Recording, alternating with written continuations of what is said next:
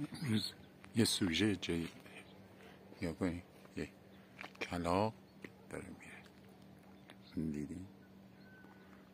کلاغ. آره سوژه ما ولی این نیست. حیوان واقعی اینا نیستن. حیوان واقعی ما انسانه. این حیوان واقعی تلخه ولی واقعیت. این حیوان واقعی که داریم میبینیم. نگاه کنید کثیف‌ترین حیوان. عاقبت این حیوانه بریم ببینیم. آخر سرش میشه اینجا آرام بگیریم. خوب و بد کنار هم باید باشیم که این میخوای انسان باشیم.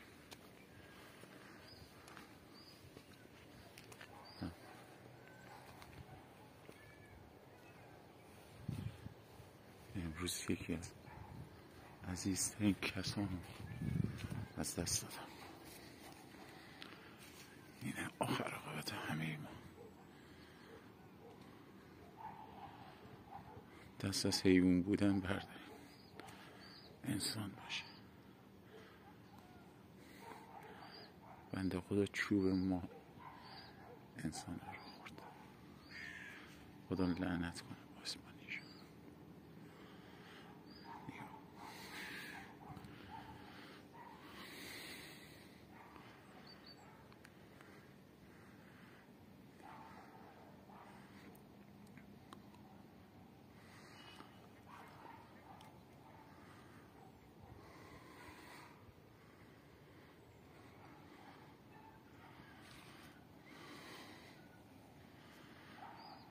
خدا رحمتت کنه علی جان.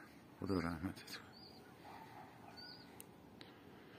هر کی کلیپ میبینه یه فاتحه بفرسته.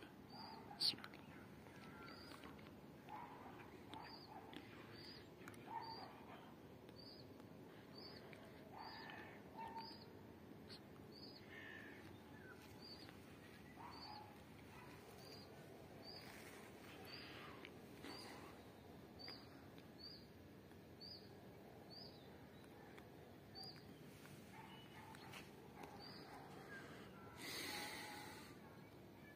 وقتی آدم بمیره دیگه فایده ای نداره. دیروز مراسم خاک سپاریش بود. امروز فردا صبحش یک نفر نمیاد بهت سر بزنه. یک نفر.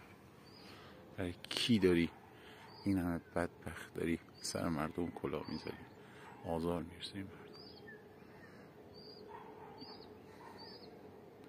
برای کی داری کار میکنی؟ اگر کسی